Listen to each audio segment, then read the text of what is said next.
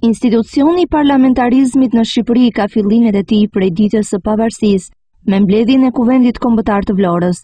Si organi i parë përfaqësues i popullit, ai mori përsipër realizimin e detyrës së rëndësishme të shpalljes së pavarësisë së Shqipërisë. Ai zgjodhi qeverinë e përkohshme të kryesuar nga Ismail Qemali. Pas Kuvendit Kombëtar të Vlorës, parlamentarizmi si institucion u sankcionua në të gjitha statutet që pasuan konsolidimin e shtetit shqiptar. Për herë të parë ai parashikohet në Statutin Organik të Shqipërisë, hartuar nga Komisioni Ndërkombëtar i Kontrollit më 1914, megjithse fillimi i luftës së parë botërore e bëri të pamundur krijimin e një organi të tillë. Sipas statutit, Asambleja Kombëtare si organ legjislativ përbëhej nga antar të zgjedhur prej popullit, antar të emëruar nga princi dhe antar ex officio, gjithsej 36 antar. Kongresi i Lushnjës krijoi Senatin, parlamentin e parë shqiptar si organ legjislativ, i cili përbëhej nga 37 antar të zgjedhur nga vetë delegatët e Kongresit. Në këtë periudhë afirmohen për herë të parë parimet e parlamentarizmit. Emërimi dhe shkarkimi i qeverisë nga Senati, si dhe ushtrimi i kontrollit parlamentar ndaj saj. Veprimtaria legjislative e Këshillit Kombëtar mori fund në dhjetor të vitit 1920, kur Këshilli u shpërnda për t'u lënë vendin zgjedhjeve të para në Shqipëri në mars 1921.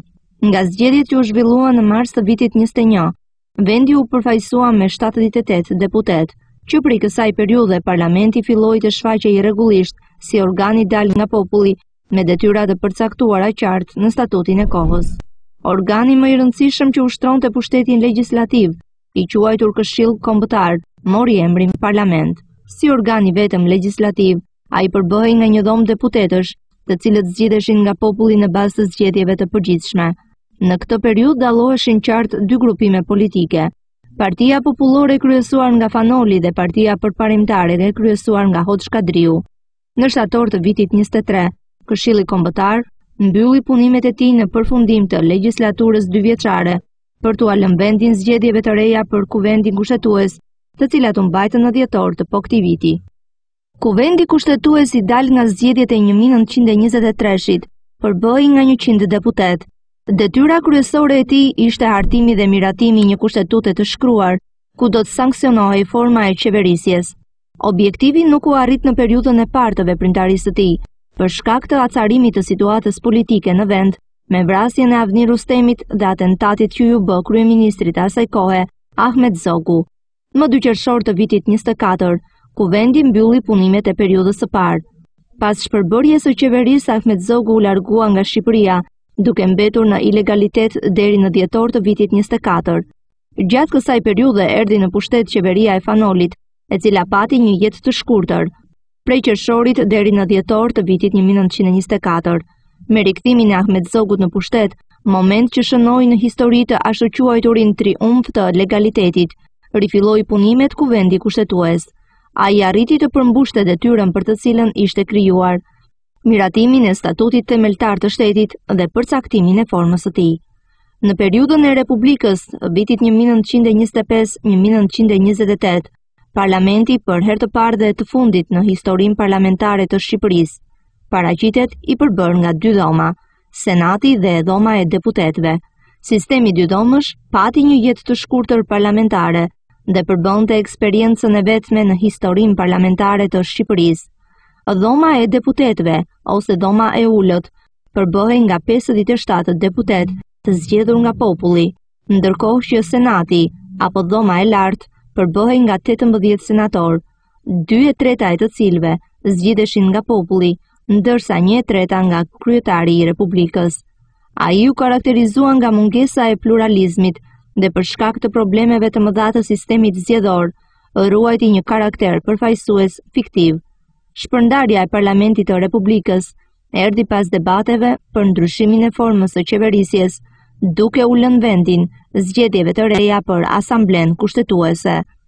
Asambleja Kushtetuese e dal nga zgjedhjet e 17 gushtit 1928 me 58 deputet, sankcionoi në statut formën monarkike të qeverisjes dhe parashikoi sistemin njëdhomësh parlamentar. Ajo u dha fund punimeve më 1 dhjetor 1928, duke u transformuar në parlament. Në periudhën e luftës, sipas statutit themeltar të Mbretërisë Shqiptare, akorduar nga mbreti Viktor Emanueli III, shteti shqiptar ishte monarki kushtetuese. Pushteti legjislativ ushtrohej nga mbreti në bashkëpunim me Këshillin e Epërm Fashist Korporativ. Më vonë, më 16 tetor 1943, me ardhjen e pushtuesve nazist, u mblodh Kuvendi Kombëtar me 247 antar, i cili rivendosi krijimin e Këshillit të Lartë si kryetar shteti. Ai u kthye në parlament, duke ushtruar pushtetin legjislativ së bashku me këtë organ. Kjo periudhë karakterizohet nga mohimi i parimeve të parlamentarizmit. Zgjedhjet për Asamblen Kushtetuese të pas luftës u zhvilluan më 2 dhjetor 1945. Për herë të parë në votim morën pjesë edhe gratë. Në këtë periudhë miratua Kushtetuta e 14 marsit 1946, ku Asambleja Kushtetuese u kthye në Kuvend Popullor. Roli i parlamentit mbetej fiktiv, sa kohë që nuk sankcionoheshin zgjedhje të lira dhe as që mund të flitej për pluralizëm. Pas 5 dekadash në Shqipëri, shfaqen shenjat e para të rilindjes së parlamentarizmit. Pas një periudhe 67 vjeçare, mblidhet parlamenti i parë pluralist, i dal nga zgjedhjet e 31 marsit 91 me 250 deputet.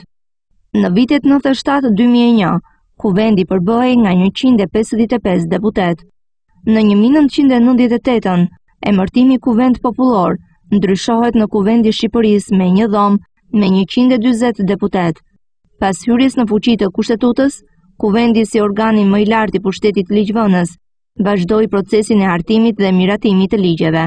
Jozefina Topalli, kryetarja aktuale, është e vetmja grua kryetare e Kuvendit në historinë e parlamentit.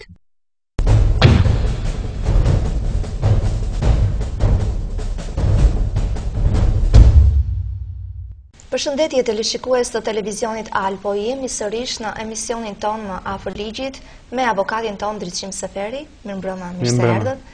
Kemi ndjekur insertin i cili na bëri një përshkrim të historisë së parlamentarizmit shqiptar dhe kjo është pikërisht tema të cilën ne do të trajtojmë ditën e sotme. Siç u pa edhe në insert, shteti shqiptar feston 100 vjet shtet. Por nuk e dim nëse parlamentarizmi, institucioni parlamentarizmit është i gjatë. Sa vjet parlamentarizm ka në Shqipëri në të vërtetë?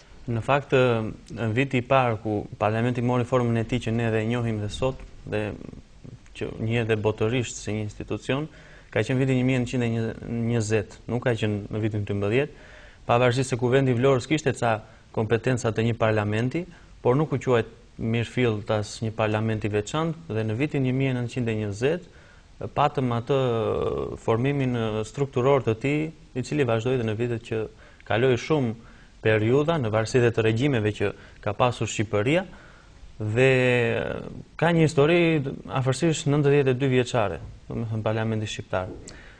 Parlamenti si institucion i përket pushtetit legjislativ. Siç tham, një nga shtuat e demokracisë është ndarja e pushteteve, dhe në rast se në pushtetin gjyqësor i përket gjykatave, pushteti ekzekutiv i përket qeverisë dhe Këshillit të Ministrave, pushteti legjislativ i përket parlamentit. Të gjitha institucionet e tjera, të cilat nuk hyjnë në këto tre pushtete, janë institucionet e pavarura dhe përmenden edhe në kushtetut.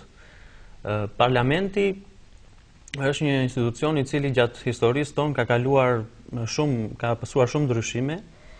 Ne tradicionalisht e kemi pasur me një dhomë, por rastin e vetëm ku ishte edhe një farë eksperimenti, mund të thuash, ishte kur parlamenti jon ishte me 2 dhoma, që ishte dhoma e deputetëve dhe senati, dhe kjo ka ndodhur në Republikën e Zogut në vitet 25-28.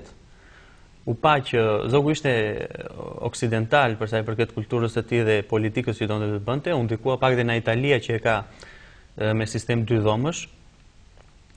Kurse shtetet e tjera të Evropës nuk e kanë vetëm me një dhomë, por Italia e tham për shkak dhe të kulturës së saj në Roma e vjetër. Megjithatë, ky parlament 2 dhomësh nuk mbijetoi. Tradicionalisht Shqipëria ka pasur një dhomë, është parlamentin e saj, dhe ka disa arsye sepse nuk mund të vendoset një parlament 2 dhomësh këtu. E para për shkak të traditës. Ka vende që kam Anglia për shumë dhe ka traditë, ka pasur gjithmonë historikisht parlamenti 2 dhomësh dhe i ka mbijetuar. E dyta, për sa i përket që ne jemi një vend që kërkojmë të integrohemi në Bashkimin Evropian dhe kemi numri ligjeve tona është shumë i vogël se sa i shteteve të Bashkimit Evropian. Për këtë arsye, pasja një parlamenti me 2 dhoma, ku do të kesh një dhomë deputetësh dhe një senat, vonon nxjerrjen e ligjeve shumë. Problem tjetër është kompetencave që do t'u japë për këtyre 2 dhomave në mënyrë të veçantë, sepse detyrimisht njëra do të jetë më e fortë dhe tjetra më e dobët. Njëra do ketë karakter miratues, si të thuash, dhe tjetra një karakter konfirmues. Domethënë, vende që kanë 2 dhoma, shumë është Amerika, është Anglia si shtam, është Italia, e cila nuk është se pavarësisht se i përket sistemit ton kontinental, është rast përjashtimor në këtë aspekt. Parlamenti shqiptar, për sa i përket kohës së pluralizmit, mund të them që ka ndryshuar edhe numrin e deputetëve. Në zgjedhjet e 31 marsit të 91-shit dolën 250 deputet, të cilët kishte ngelur ky numër nga sistemi i vjetër diktatorial. Në 92-shin ky numër u reduktua dhe ul në 140 deputet. Pastaj në vitin 97 pësoi përsëri një rritje në 155 deputet, dhe duke filluar nga viti 2001, Parlamenti shqiptar ka 140 deputet. Më përpara, këta deputet zgjidheshin 100 deputet në sistemin majoritar, ballë për ballë njëri tjetrit kandidatët në për zonat zgjedhore, dhe 40 për mandatet e tjera, domethënë për 40 të tilla, zgjidheshin në bazë të përqindjes që një parti e caktuar kishte marrë në popull. Sot ne kemi sistemin proporcional rajonal, kështu zgjidhen deputetët, që nga viti 2009 dhe në vazhdim, kështu zgjidhen. Ndryshon shumë nga një sistem proporcional kombëtar. Dhe unë kam përmendur dhe në emisionet e kaluara që një problem i këtij sistemi është dhe mosbarazimi i votës së një qytetari Gjirokastrit me një qytetar Tiranës apo Kuksian. Pse ndodh kjo? Shqipëria është ndarë në 12 zona administrative, në 12 qarqe, dhe këto janë edhe bazë për zgjedhjet që zhvillohen. Në këto zona, në varësitë të popullsisë, caktohen numri mandateve që i përkasin asaj zone.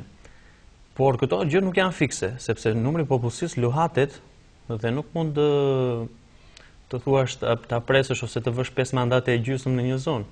Detyrimisht do vësh o 5 o 6. Në këtë mënyrë, një zonë administrative mund të përfitojë një deputet që realisht nuk duhej, dhe njëra mund të humbas një deputet, dhe në varësi të ndryshimeve të demografike dhe shtimit të popullsisë apo paksimit në këto zona, këto tregojnë një mosbarazim të votës së qytetarëve. Ky sistem favorizon shumë partitë e mëdha, duhet thënë, është një sistem penalizues për partitë e vogla, të cilat detyrohen, sepse vetë nuk mund të nxjerrin deputet, nuk bëjnë dot numrat, të cilat detyrohen që të futen në koalicione me partitë e mëdha, edhe votat e atyre që marrin që nuk arrin janë të pamjaftueshme për të marrë një deputet të tyre, i kalojnë partisë kryesore të koalicionit.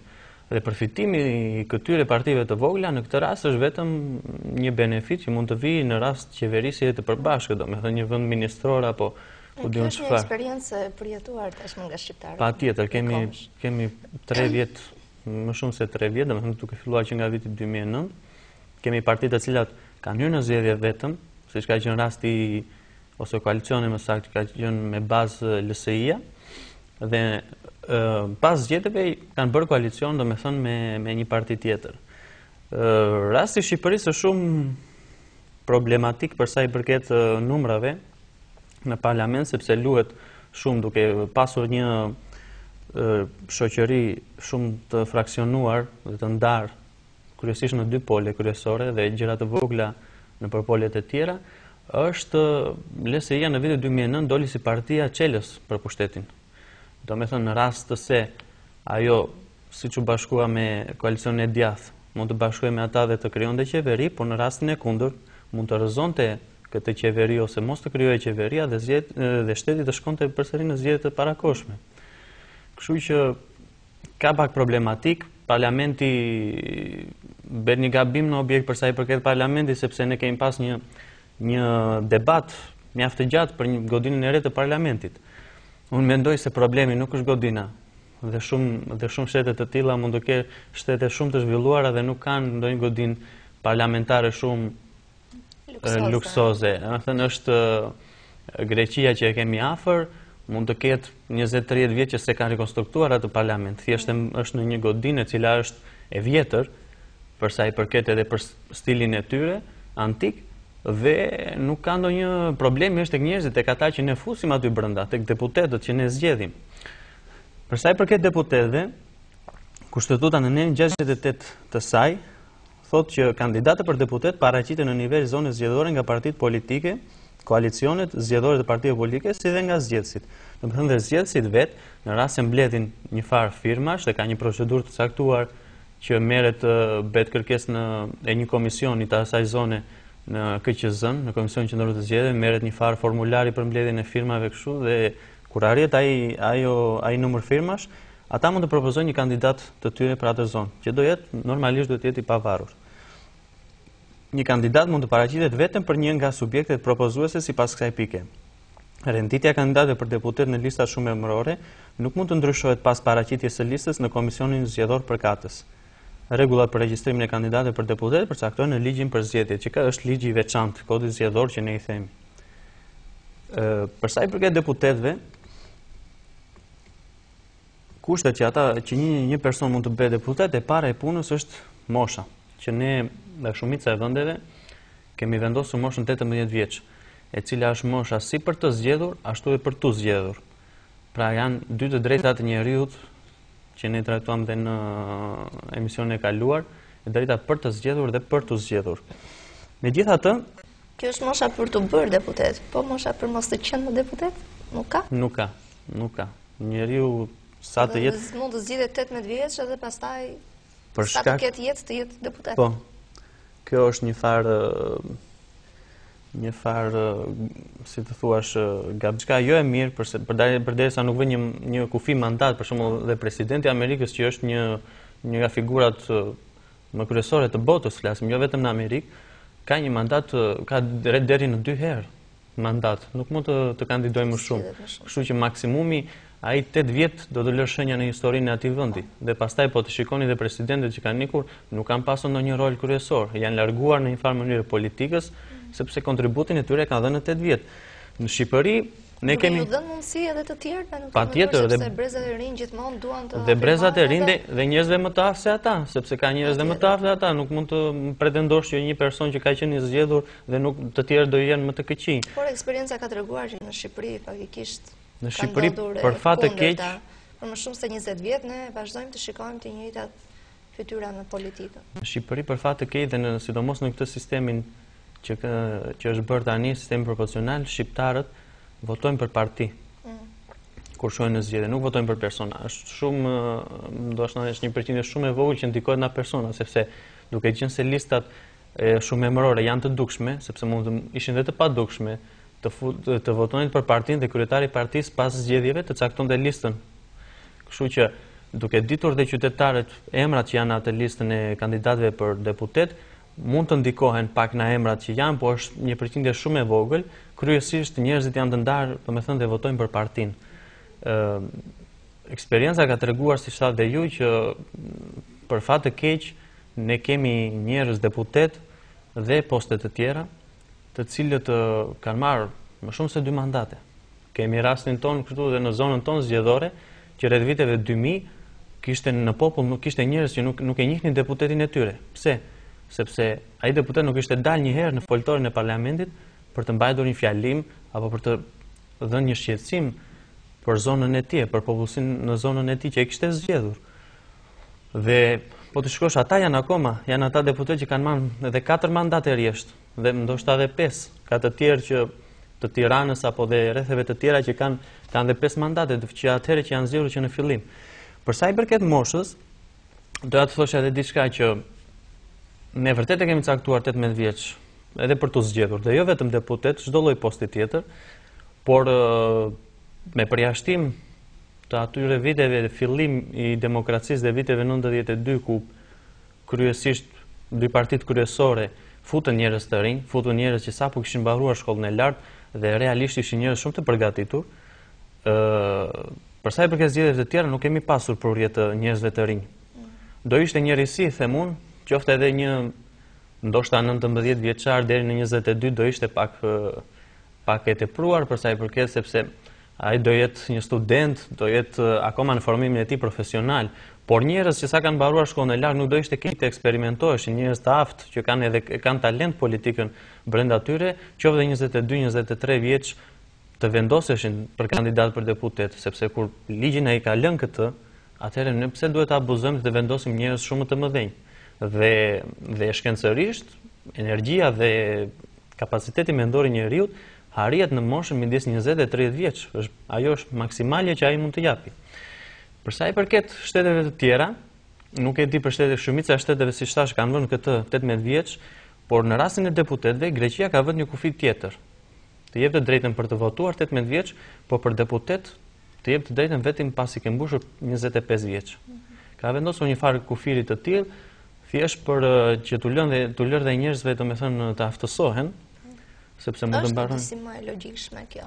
Është më e logjikshme, domethënë të vësh 25 vjeç dhe më praktike dhe më e sinqertë për sa i përket popullit, sepse në momentin që ti e ke vënë në ligj që 18 vjeç edhe mund të zgjidhesh, çdo 18 vjeçar mund të ngrihet dhe të kërkojë një post dhe ka shumë të drejtë në anë ligjore, pavarësisht në aftësitë e tija. Prandaj vendosën kufizim, është një kufizim i mirë që ka vënë për shkak të moshës Greqia. Shtetet e tjera nuk besojnë që kanë kufizime të tilla.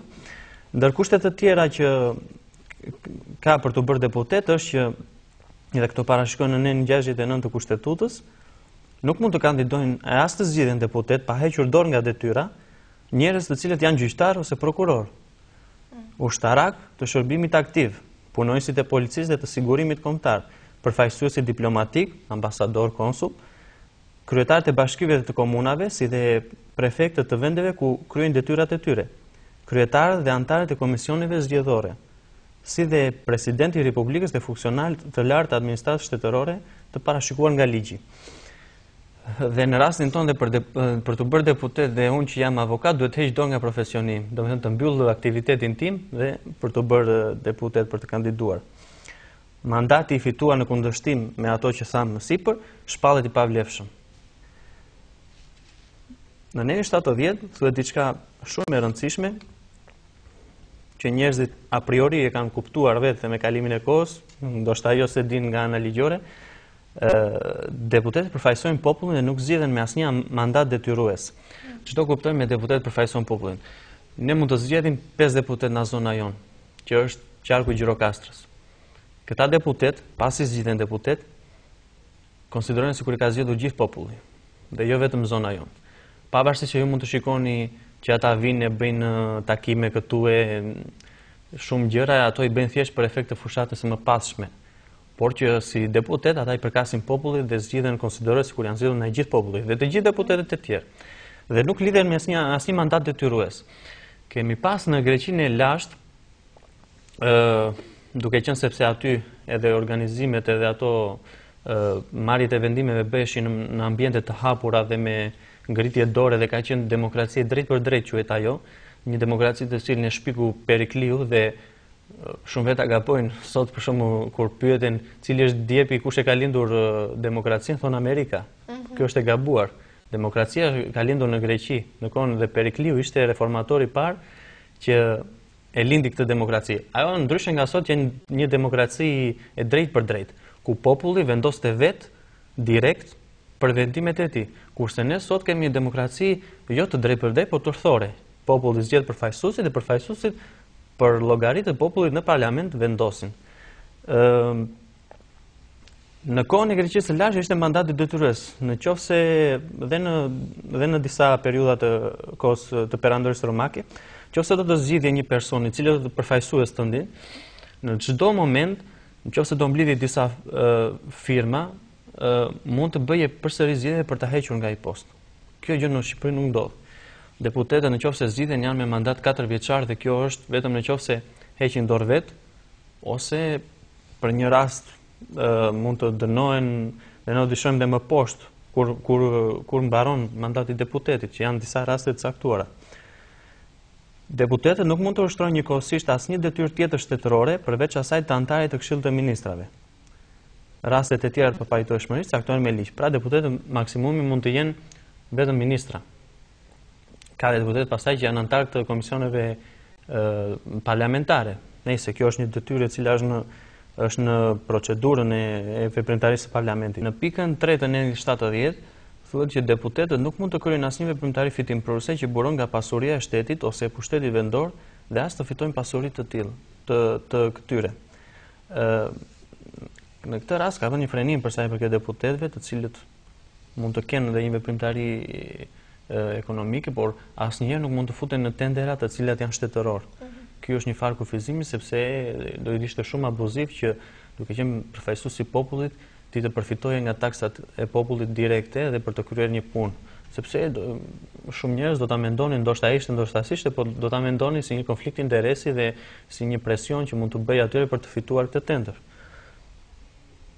Në nenin 71 do të kemi kushtet, thuhet mandati i deputetit fillon ditën që ai shpallti i zgjedhur nga komisioni përkatës i zgjedhjeve. Në pikën 2 parashikohen kushtet që tham dhe më sipër për sa i përket kur shpallet mandati i pavlefshëm. Dhe ka disa raste kur ai nuk bën betimin. Betimi është një procedurë solemne që pasi zgjedhet deputeti bën betimin në parlament dhe betohet mbi kushtetut. Ka shtete të tjera të cilat janë fetarë që betohen mbi librin e shenjtë, por ne jemi një shtet laik dhe betojmë mbi kushtetut. Kur heq dorë nga mandati, dhe kemi pas raste të tillë, për shembull kemi pas në Partia Socialiste Andis Harasanin, kemi pas atë deputeten Seserit, cila hoqi dorë nga mandati. Pavarësisht se mund të heqësh dorë kur të duash, dhe në fillim kur e ke marrë mandatin dhe gjatë 4 vjetëve kur je deputet. Kur mbaron mandati i kuvendit, normalisht pas 4 vjetësh që mbaron mandati i kuvendit, nuk mund të jesh akoma deputet.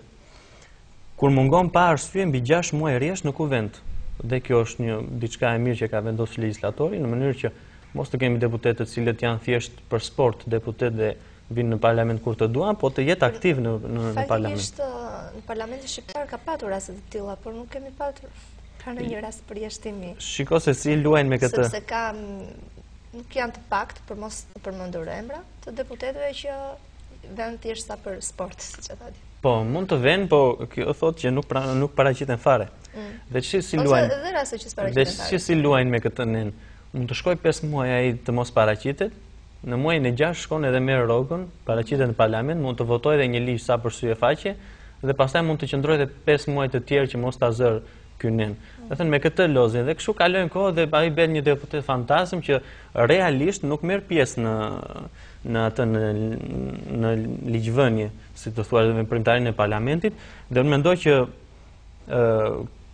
ky afat ndoshta duhet ishte edhe më i shkurtër ose duhet të lidhej me prezencën e tij. Po, duhet të lidhej me prezencën e tij dhe për sa i përket ditëve që punon parlamenti dhe për sa i përket ligjeve që ai voton. Për shembull, në ligje kryesore nuk mund të mungojë një deputet, sepse ato varen fatet e popullit shqiptar.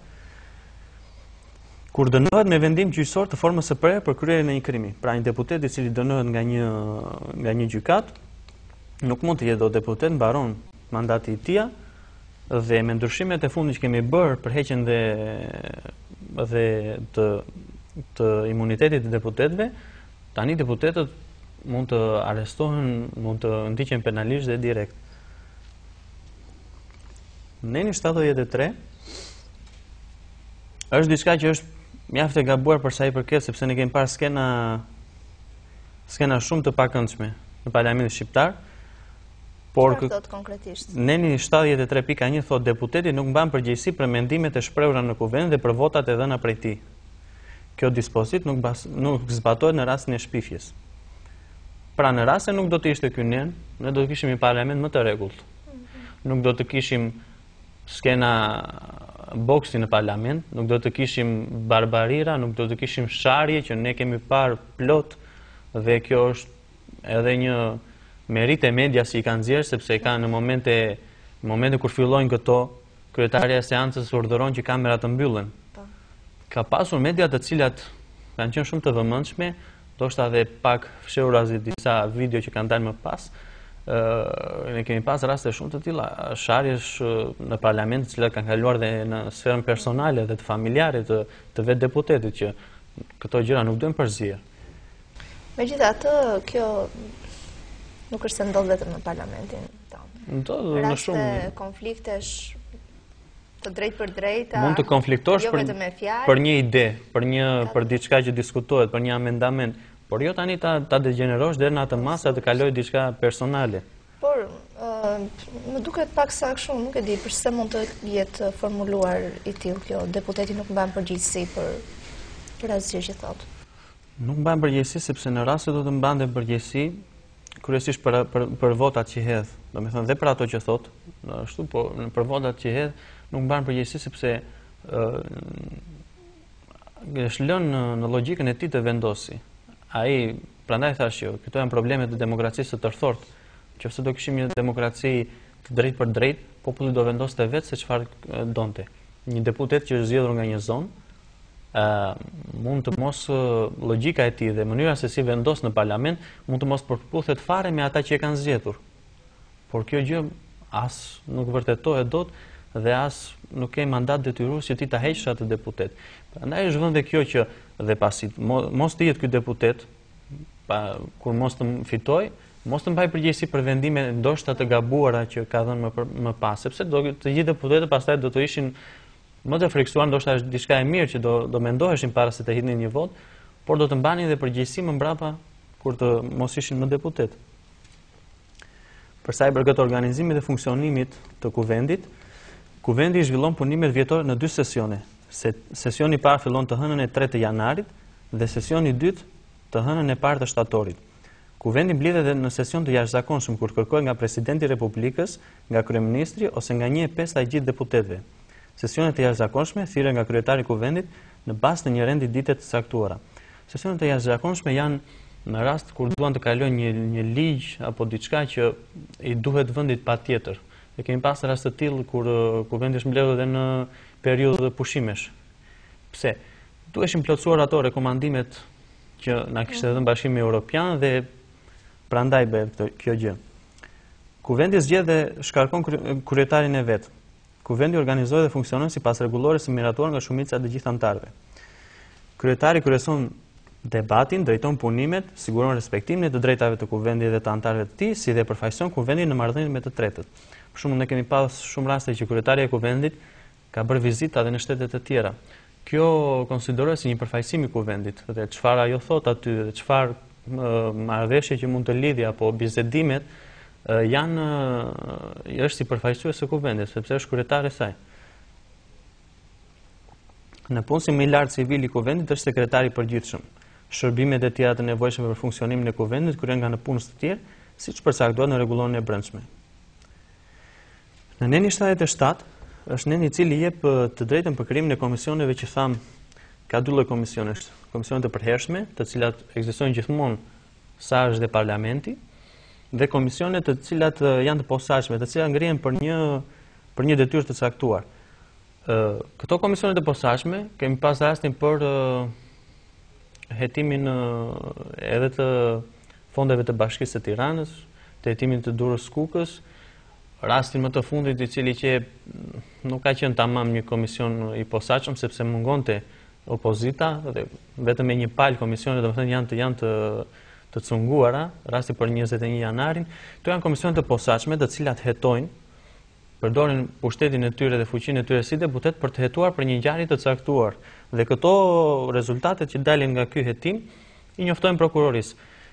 Këtu realisht parlamenti hyn në farë, si thua, për sa i përket anës së drejtësisë. Pavarësisht se këto sugjerime nuk kanë karakter obligues dhe detyrues tek drejtësia, por që hyn me këtë hetim që bëhet është diçka që del jashtë natyrës së parlamentit si legjislator. Dhe ndoshta kjo është për disa studiues kjo nuk është e saktë. Për sa i përket veprimtarisë së parlamentit, sepse parlamenti duhet të jetë ligjvënës dhe jo hetues, të marrë detyra të tjera. Kuvendi ka të drejtë dhe me kërkesë të 1/4 të së gjithë anëtarëve të tij është i detyruar të caktojë komision hetimi për të shqyrtuar një çështje të veçantë, pra siç tham. Pretendimet e tyre nuk janë detyruese për gjykata, por mund të njoftojnë prokurorisë e cila vlerëson sipas procedurës ligjore. Kuvendi vendos me shumicën e votave në praninë të më shumë se gjysmës së të gjithë anëtarëve të tij, përveç rasteve ku kushtatuta parashikon një shumicë të cilësuar. Mbledhjet e deputetëve që mbahen pa u thirrur sipas rregullores nuk sillen asnjë pasojë. Do ndalojmë pak te neni 78 sepse përcakton dhe mënyrën se si voton parlamenti. Për të votuar, se parlamenti nuk kalon vetëm ligje, parlamenti miraton dhe kushtetutën, edhe akte ndërkombëtare dhe kodet dhe ligjet e thjeshta, në varësi të votave që merr ose të asaj shumicës së cilësuar që ne themi në ana ligjore, përcaktohet dhe rëndësia e atij dokumenti ose që kalon. Domethënë, jo vetëm numri votave që merr, se ashtu, po ajo që kërkohet për të marrë. Kushtetuta për shembull nuk mund të kalojë çdo ndryshim i kushtetutës, po dhe një kushtetutë e re nuk mund të kalojë pa 2/3 e parlamentit. Flasim për gjithë anëtarët e tij. Domethënë bie diku tek 96 vota pro. Kodet dhe këto kodet kalojnë me 3/5 dhe disa ligje të veçanta që është ligji i përshtetësinë dhe ne do të shkojmë dhe më poshtë që janë të renditura, kalojnë me një shumicë të cilësuar 3/5 dhe nuk mund të kalojnë me një shumicë të thjeshtë. Ka ligje që të thjeshta pasaj që duhet 71 vota nga 140. Ka të tjera që kërkohet vetëm një shumicë e lehtë, si do thua, aq sa janë prezent, vetëm plotësohet korumi dhe shumica e atyre që janë prezent. Kështu që këto janë mënyra se si vendos parlamenti në varësi dhe të kushteve që kanë vënë legjislatori vet. Mbledhjet e kuvendit bëhen të hapura, por me kërkesën e presidentit, kryeministit dhe 1/5 së deputetëve mund të bëhen dhe të mbyllura, kur për këtë kanë votuar shumica e anëtarëve të tij. Kryeministri dhe çdo anëtar tjetër i Këshillit të Ministrave është i detyruar të përgjigjet interpelancave dhe pyetjeve të deputetëve brenda 3 javëve. Në rast se një deputet, qoftë nga grupi i tij politik, qoftë nga grupi kundërshtar, kërkon që një ministër të japi llogari për një çështje kryesore ose vetë kryeministri, atëherë brenda 3 javësh ky person duhet të jetë i përgatitur dhe të përgjigjet të gjitha pyetjeve që këta kanë parashtuar paraprakisht.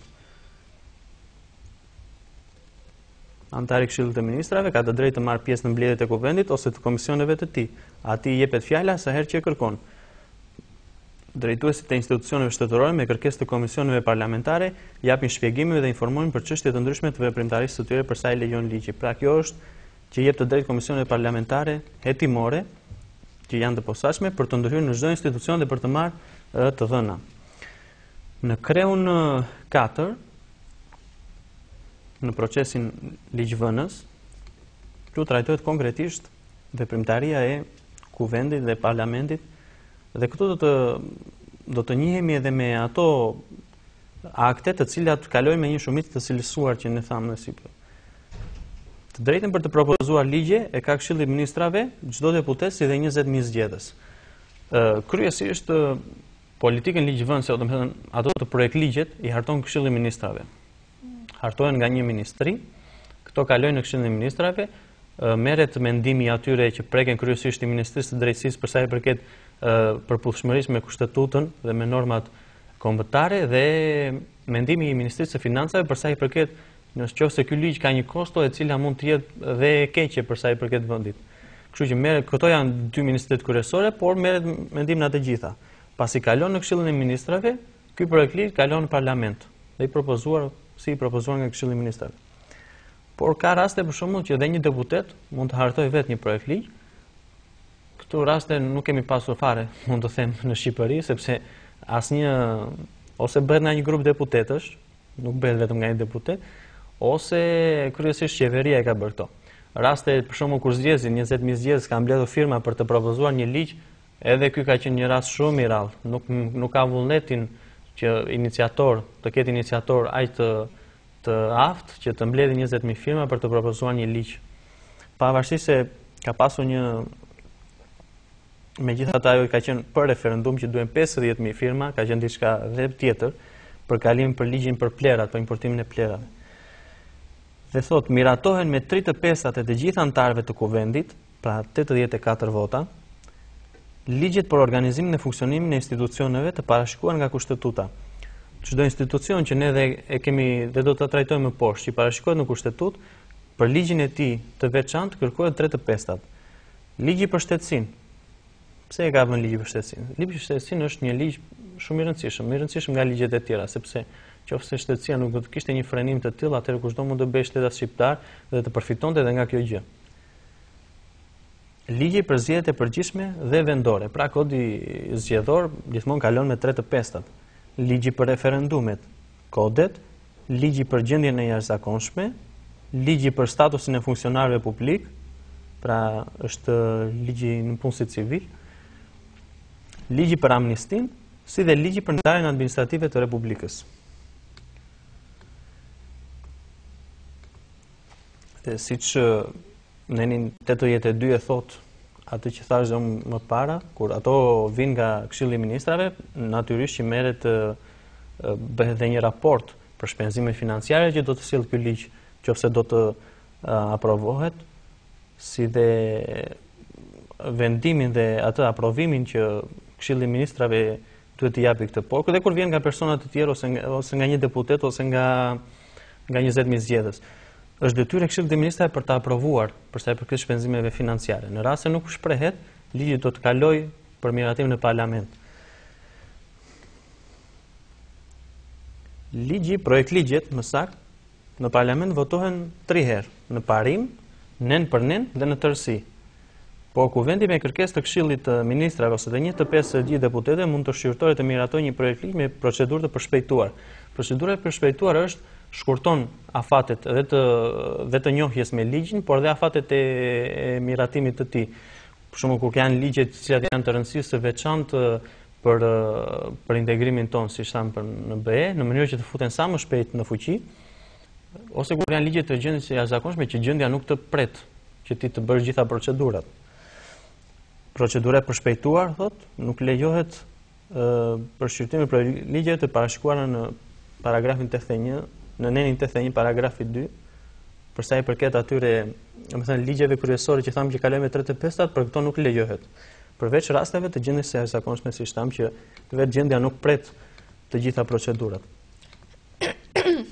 Presidenti i Republikës shpall ligjin e miratuar brenda 20 ditëve nga paraqitja e tij. Ligji quhet i shpallur nëse Presidenti i Republikës nuk e ushtron të drejtat e parashikuara në paragrafin 1 të këtij neni. Ligji hyn në fuqi me kalimin e jo më pak se 15 ditë nga votimi në fletoren zyrtare. Në rastet e masave të jashtëzakonshme, si dhe në rast nevoje urgjence, kur kuvendi vendos me shumicën e gjithë anëtarëve dhe presidenti jep pëlqimin, ligji hyn në fuqi menjëherë, vetëm pasi duhet të jetë njoftuar publikisht. Presidenti në kundërshtim me ato, ne do flasim edhe, mund t'i përmendim tani, po do flasim dhe në emisionin tjetër që do bëjmë për presidentin konkretisht, duke qenë se ne jemi një republikë parlamentare, në institucion kryesor kemi parlamentin. Republika ka 3 lloje republikash, që ndër këto që janë si më demokratike pastaj. Është dhe republikë gjysmë presidenciale dhe republikë presidenciale. Republikë gjysmë presidenciale është Franca. Republikë parlamentare është shumica e vendeve të Europës dhe republikë presidenciale është Amerika. Ku qëndron ndryshimi tani, pse quhen kështu? Në republikën parlamentare, si tham, roli kryesor është i parlamentit. Në republikën presidenciale, fuqia e parlamentit me të presidentit barazohen. Domethënë një president, një person është i barabartë në fuqi e tij me qoftë aq deputet sa mund të jenë në atë parlament. Qofse do ishte në rastin tonë, do ishte i barabartë me 140 deputet. Po pse ndodh kjo? Sepse në Republika Presidenciale presidenti gjithmonë zgjedhet nga populli, me votim të drejtë për drejtë. Në këtë mënyrë konsiderohet dhe logjikisht që populli i ka dhënë një farë fuqi vetë atij personi, e cila barazohet me ai të zgjedhur sa ka zgjedhur deputet. Në këtë mënyrë ai ka dhe kompetenca shumë të forta dhe shumë të se sa një president në Republikën parlamentare. Për shembull, në Republikën parlamentare që jemi ne, presidenti mund ta kthejë ligjin vetëm një herë. Por në rast se parlamenti këtë ligj përsëri e kalon me votim, ai detyrimisht presidenti duhet ta miratojë dhe ta dekretojë. Në Amerikë nuk ndodh kjo gjë. Në Amerikë, nëse ligji kthehet nga presidenti dhe është ai vendos veton, themi, nuk është thjesht një kthim në parlament, vendos veton dhe detyron parlamentin në një farë mënyre që ta rishikojë dhe të bëjë ndryshimet që ai vetë ka konstatuar, të bëjë ndryshime në ato pjesë të ligjit që ai vetë ka konstatuar. Në rast se nuk bëhen këto ndryshime Dhe në rast se nuk kalon dhe me një shumicë të cilësuar që vendoset për herën e dytë, ky ligj nuk mund të kalojë kurrë. Presidenti nuk mund ta kalojë dhe ta miratojë këtë ligj.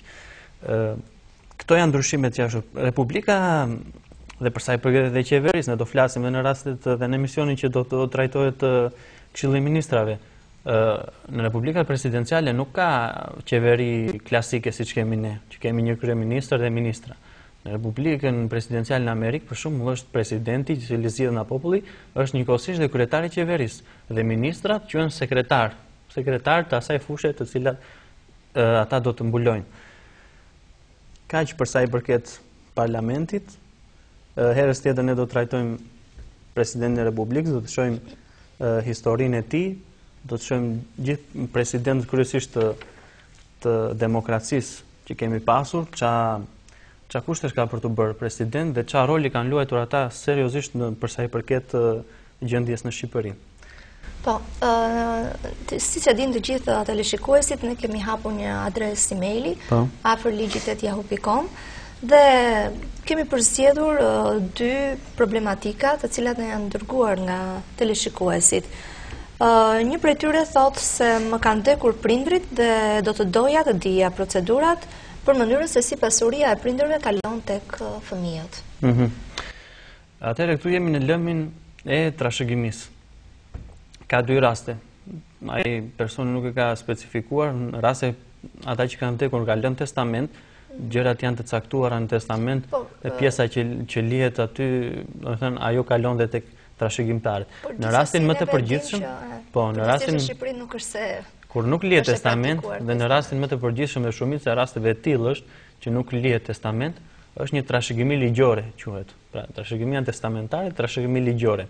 Në rastin e trashëgimisë ligjore, personat që janë trashëgimtar duhet të paraqiten para një avokati me certifikatën e vdekjes së prindërve ose qoftë edhe të një prindi, me certifikatën e tyre të lindjes, si dhe me një certifikat familjare për të vërtetuar që këta realisht janë trashëgimtar të atij personi. Avokati harton një kërkesë që është për lëshimin e dëshmisë të trashëgimisë. Kjo gjë depozitohet në gjykatë. Gjykata vendos pastaj në varësi të numrit të trashëgimtarëve, vendos ndarjen e pasurisë në ato raporte në raporte kryesisht në raporte barabarta do gjithmonë për sa i përket trashëgimtarëve. Pastaj vetë personi ose të gjithë trashëgimtarët me këtë dokument, me këtë vendim gjykate mund të paraqiten qoftë në zyrat e hipotekës, zyrat e regjistrimit të pasurive të palujshme, qoftë në banka ku ka llogari bankarëve të njerëzve të trashëgimlënësve, për të marrë ose për të tërhequr këto shumë të hosh ose për të ndarë pasurinë që ata kanë pasur dhe që u kalon trashëgimtarëve. Kjo është në përgjithësi, nuk është një procedurë e lehtë, nuk kërkon shumë kohë, por thjesht që personat duhet i drejtohen patjetër një avokati që të marrë një asistencë sa më të mirë ligjore dhe për të përpiluar dhe kërkesën që duhet paraqitur në gjykatë. Rasti i dytë vjen nga një grua e martuar, por që për arsye të pa specifikuara kërkon të marrë divorc, duke qenë se siç thotë ajo, jeta me burrin është bërë padurueshme dhe i përmbledh të gjitha në këtë fjalë. Atëherë si duhet të veprojë një grua e cila kërkon të divorcohet? Po, një grua apo qoftë edhe një burr varet kush mund të ketë probleme për sa i përket martesës së tij. Në momentin kur arrin në divorc duhet ta themi edhe këtë që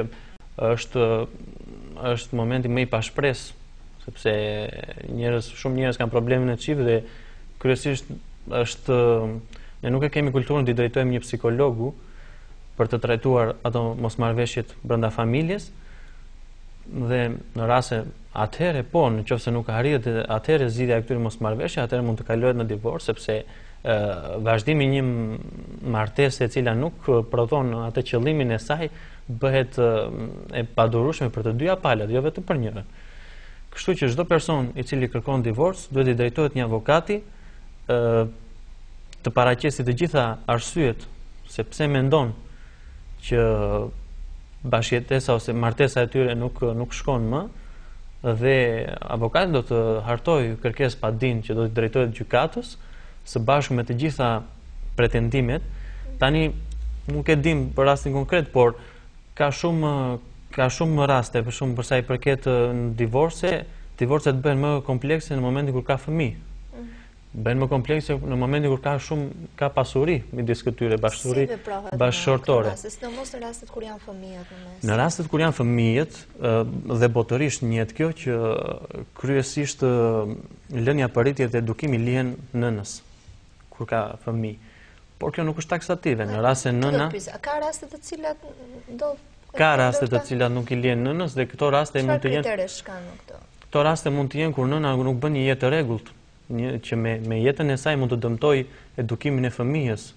Flasim për nëna, jo vetëm që mund të mos jenë të pamoral, që mund të jenë të pamoralshme, flasim kështu në përgjithësi, por të papunësuara për shembull. Mund të jenë të papunësuara që mos kenë kushte ekonomike ose mund të kenë një farë pune e cila pengon në rritjen e fëmijës, mund të kenë merr pjesë më të madhe të kohës. Po, pra, në raste të tilla gjykata vlerëson dhe gjykon që do ishte më mirë në varësi edhe të mendimit të psikologut që merret në. Por mendimi i fëmijës merret? Mendimi i fëmijës nuk paramerret, sidomos kur ata janë të vegjël nuk merret. Fëmia është i mbajtur, si të thuar, deri në moshën që shkon 18 vjeç. Pastaj është i lirë të zgjedhë me kë mund të shkojë. Por deri në 18 vjeç lihet nga gjykata se kujt do t'i lihet në kujdestari. Kështu që gjykata vlerëson në bazë të fakteve të gjithave, kryesisht flasim shumicën e rasteve u lihen nënave. Dhe kjo është botërisht dhe e njohur. Por siç thash, në varësi të kushteve dhe rasteve, ajo gjykata vlerëson që mund t'i lihet dhe babai në rast se ai ka kushte më të mira, qoftë për edukimin, qoftë për rritjen e këtij fëmije, sesa nëna. Mund edhe kur ka shumë fëmijë, mund edhe të ndahen fëmijët. Nuk është e thënë që të shkojnë të gjithë bashkë, mund të në varësi edhe të kushteve dhe të kërkesave që ata kanë. Në rastin e pasurisë, pastaj gjërat bëhen edhe më komplekse, sepse në shumicën e rasteve pasuria ndahet gjysmë për gjysmë, për ato flasim gjithmonë për atë pasuri që është krijuar gjatë martesës, se mund të jetë pasuri vetjake që e ka pasur bashkëshorti ose bashkëshortja para martesës dhe ajo nuk hyn në ndarje, ajo është e tija personale. Në shumicën e rasteve ndahet 50% me 50%.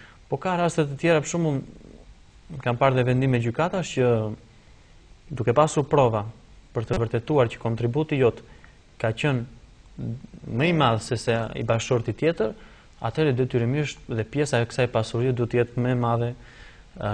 Në rastet, duhet themi edhe këtë që në rastet kur lihet një person, kur lihen fëmijët njërit bashkëshort, bashkëshorti tjetër mund të detyrohet që të japi dhe një pension ushqimor, një shumë të caktuar mujore për rritjen e këtij fëmijës deri në momentin kur shkon 18 vjeç. Po, ka përpjekje nga gjykata për t'i bashkuar, duke qenë se ishte dhe psikologu në mes i çdo gjë. Normalisht, pas se të fillojë seanca gjyqësore është seanca e pajtimit që bëhet. Gjykata me të gjitha mundësitë e saj, qoftë me praninë e psikologut, por kryesisht psikologu më shumë merret me anën e fëmijëve, por dhe në momentin e pajtimit gjykata përpiqet që këta t'i pajtojë dhe t'i kthejë nga ajo dhe për të vendosur dhe disa kushte njëri me tjetrin në praninë të gjykatës, që në mënyrë që të funksionojë martesa e tyre në qoftë se ta vendosin. Kur gjykata shikon që çdo gjë është e pashpresë dhe nuk mund të bëhet një pajtim, atëherë vazhdon me seancë gjyqësore. Dhe bëhet ndarja e tyre. Po, mirë, ne këto kishim përzgjedhur për ditën e sot me avokat. Po. Dhe shpresoj që të kemi kthyer një përgjigje sa më të. Po, unë doja të thosha që rastet të tilla konkrete do të ketë shumë në çdo emision. Ne u trajtojmë në fund të emisionit pas temës kryesore, në varësi dhe atyre që juve na dërgoni, por dhe ato që ne do të përgatisim vetë. Megjithatë, kam parë që disa persona janë edhe kritik për sa i përket emisionit dhe çdo kritikë është e mirëpritur, por jo të mbetemi vetëm kritik, por edhe të sugjerojmë diçka se si mund të bëhet diçka më mirë. Unë dua të them të gjithë teleshikuesve që pasi të mbarojmë me emisionet për sa i përket kushtetues dhe organeve kryesore të tyre, të shtetit shqiptar që parashikohen në kushtetut, ne do të vazhdojmë me raste më konkrete penale dhe civile dhe raste që zhvillohen në gjykata dhe atëherë dhe interesi besoj do të jetë akoma dhe më i madh, por që këto do të vinë pas disa emisionesh. Nuk mund tani t'i fusim direkt sepse pa ditur gjërat më kryesore për funksionimin e institucioneve, qoftë të gjykatave, qoftë të institucioneve qendrore dhe lokale, Nuk mund të pretendojmë që të futemi direkt, do me thënë, në ujëra të cilat janë edhe për juristët janë pak të vështira. Patjetër, dhe të gjitha sugjerimet dhe problematika dhe gjithçka tjetër ne i mirpresim në adresën tonë të emailit afërligjit@yahoo.com. Ndërkohë që avokati Ndriçim Seferi ju mund ta takoni dhe në pallatin 9 katësh përballë gjykatës në katin e 3 ose mund t'i telefononi për çdo problem tuaj në numrin e telefonit 069 24 30 101. Unë një falenderoj shumë avokat që ishit në studio, falenderoj të gjithë ju teleshikues që na keni ndjekur, ju rikujtoj sërish adresën tonë të emailit afërligjit@yahoo.com, jeni të mirëpritur për të gjitha sugjerimet dhe problematikat tuaja. Ju faleminderit të gjithëve për vëmendjen, bashkë natën e mirë.